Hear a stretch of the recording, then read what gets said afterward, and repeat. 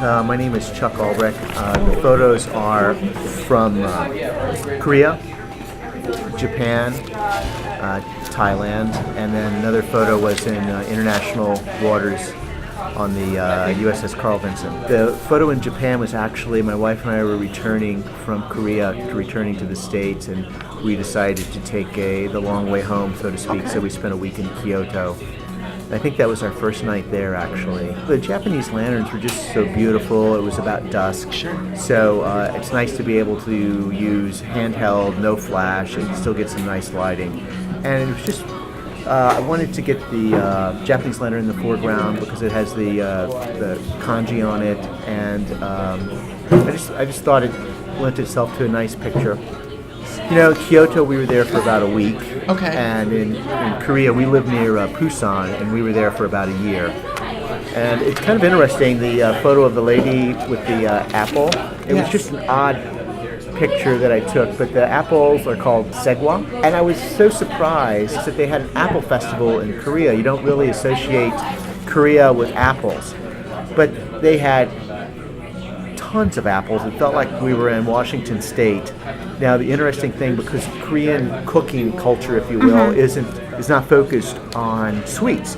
So there were no apple dumplings, apple pie, apple crisp. Dessert is an apple. Boom. Whenever I'm taking pictures, I will label a handful best of that 250 or whatever. And I had liked those for some time. The picture in Thailand, I have to admit, that's kind of a classic overdone picture, is someone on a motorcycle speeding by. The interesting thing about that, I think, it was handheld, obviously, probably f5.6 at 125th of a second, so the background is blurred. The interesting thing is there are only two people on that motorcycle. Most motorcycles have 4 or 5 people riding on them. And then the last photo there was on the flight deck, and I wasn't out shooting pictures every day, but I had a lot of access to the flight deck. My boss was the commanding officer of the carrier, and he liked using these photos as teaching moments, and they're just it was just great to have that access. And going out there at dusk, again, you always get the dramatic sky, right? And so he's using wands. The aircraft is just trapped, and it's just a really it's just so picturesque. I never got enough of that.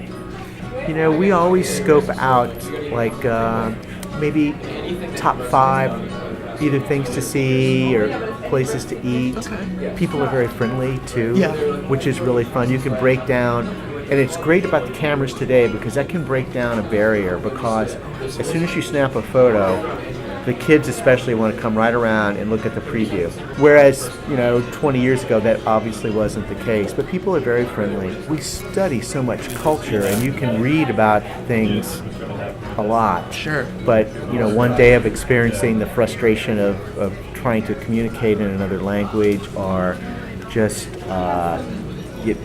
trying to spend a day in Tokyo, just having...